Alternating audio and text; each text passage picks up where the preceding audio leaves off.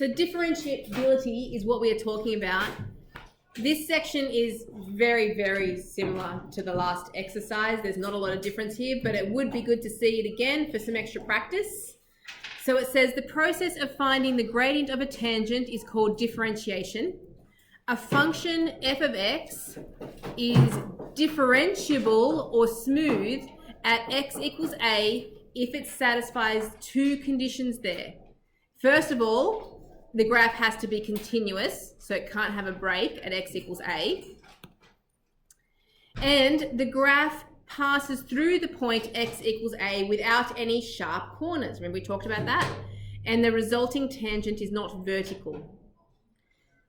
In this situation, the derivative is the gradient of the tangent at x equals a. Now before we were just calling the pointy bits, but the proper name is cusps. Okay, so cusps are the pointy bit of the graph. See the diagram on the right. So that pointy part there would be the cusp. Example 1. Consider the function f of x equals, and we have two equations there. We have x squared minus 1 when x is less than or equal to 0, and x squared plus 1 if it's greater than 0.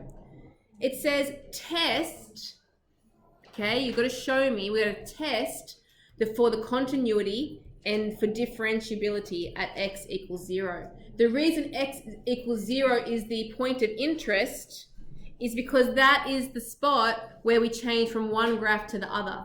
Okay, so we wanted to know, do they meet nicely? Are they meeting at a point? Or is there a complete break? Okay, so what we want to do is we want to sub in x equals 0 into each one of those equations to see what's happening. So for the first one, when x equals 0 into the first equation, which was x squared minus 1, that was the first equation, I would get 0 squared minus 1, which is equal to negative 1. Okay? And I also want to check that for the second equation, which was x squared plus 1. If I sub 0 into that, I get 0 squared plus 1, which is going to be a positive 1. Because I am getting different values there, that means that there is a break between those two graphs. Okay, so that means that the graph is not continuous. So over on the side here, therefore the function is not, in capital letters, because that's the key word, continuous. And because it's not continuous, we know that that means that it cannot be differentiated. Okay, so I'm going to say and hence cannot be differentiated at x equals 0. Part B, we want to sketch that curve so we can see what's happening. All right, they are both parabolas. Hopefully you can see that from the equations. So I'm just drawing up my Cartesian plane.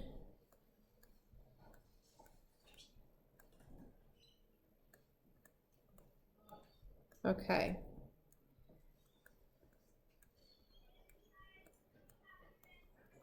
All right, ready to go. Okay, so let's start with the x squared minus 1. That is for x values that are 0 or less. So we can sub in 0. We already have subbed in 0 into that equation, and we got minus 1.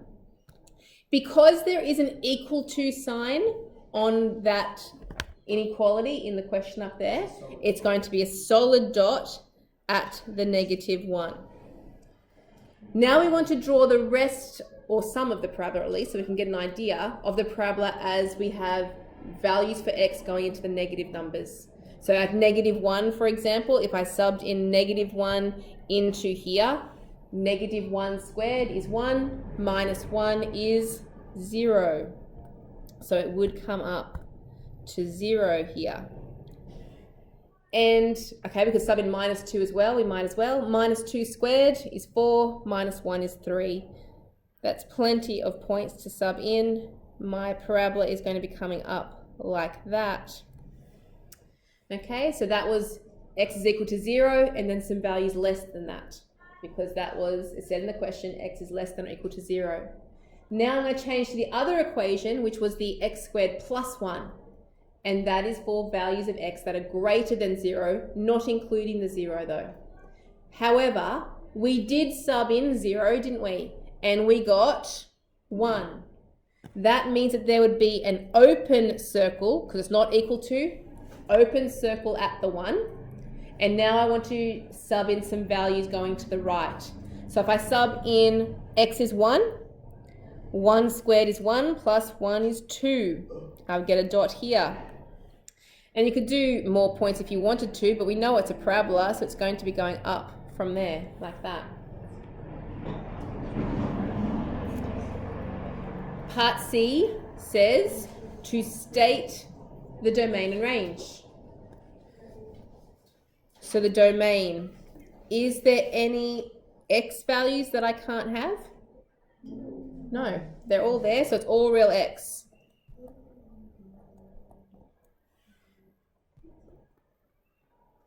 Range, the y values. That's right, the lowest value that we can get is -1, which means y is greater than or equal to -1. Good job. Okay, that was question 1. Question 2. Consider the function. So again, there is 2 of them. F of x equals x if x is less than or equal to 0. Or f of x equals x squared minus x squared if x is greater than 0. Again, 0 is the point of interest because that's where it switches between the 2 graphs. So it says in part A, test for continuity and for differentiability at x equals 0, which is just like what I did last time. So I'm going to sub x equals 0 into each equation to see what happens.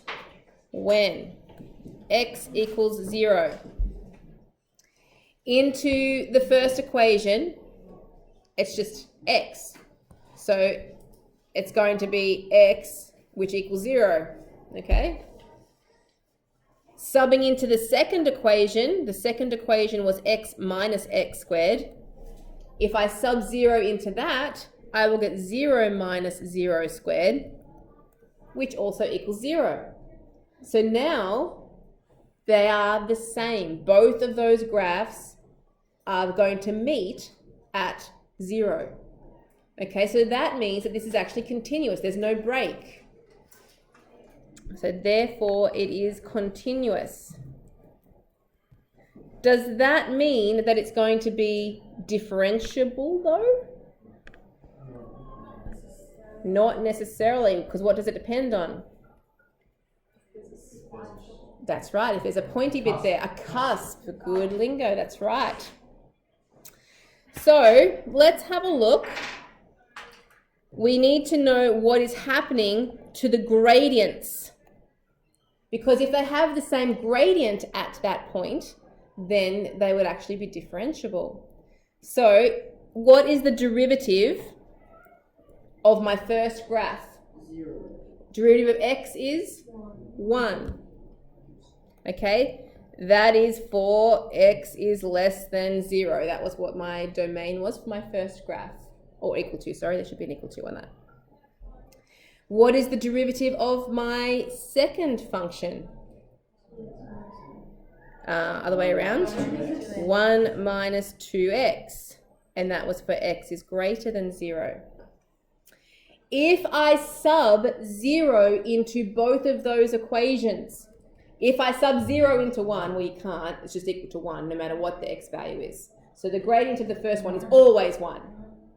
If I sub 0 into the second one, it's 1 minus 0, which is still 1. They both have the same gradient at that point, which means that it is differentiable. All right, so let's just write that down. Therefore, when x equals 0, the gradients both equal 1. Therefore, it will be differentiable.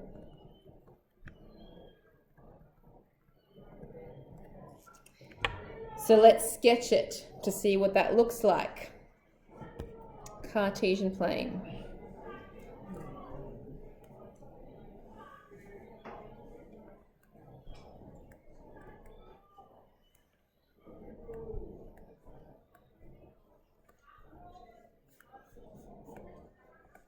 Okay, so just a few values all the way around will be enough. Okay, so first equation was y is equal to x. Starting from 0, if I sub in 0, I get 0. And it was an equal to sign, so it would be a coloured in dot there. A number less than 0, let's try minus 1. If I sub minus 1 into x, I get minus 1, so it's coming down here. If I subbed in minus 2, I would get minus 2. So it's actually a straight line that is coming down that way. Then we change to our other graph, which is a parabola. If I sub in 0, I get 0, so they're going to meet at the origin there. If I sub in 1, let's have a look. 1 minus 1 squared is 0. If I sub in 2, so it's going to be 2 minus 2 squared, so 2 minus 4, which is minus 2 down here. Now, okay, don't draw this. Am I just going to cut straight across here and go down? No. What kind of curve am I drawing here? It's a parabola. So even though I haven't actually found the vertex, it would need to be in between those two dots there. It would come up just a little bit and come down through that other point. Okay, so we have a line that is joining perfectly with that parabola and makes a nice curve the whole way around. So we want to state, the last part there says state the domain and the range. So domain is my possible x values. Is there any restrictions there? No, so it's all real x. The range. Okay, we do have a little bit of a problem here. I actually need to know how high that parabola is going to get, because that's my highest y value. How do I find it? Sub 0 to 5. Yeah. The vertex is always going to be right in the middle of those two intercepts. So between 0 and 1 is a half. So if I say my vertex is going to be when x is equal to a half, and I sub that in to the y. So y equals, this is into the parabola equation, which was the x minus x squared. So it will be half minus half squared.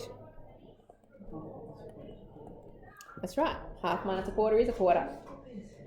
So that means that value there is at a quarter, and therefore my range is that y must be less than or equal to a quarter. Because I can have any value below it, but there is nothing above that turning point. That's it. That's the end of our topic.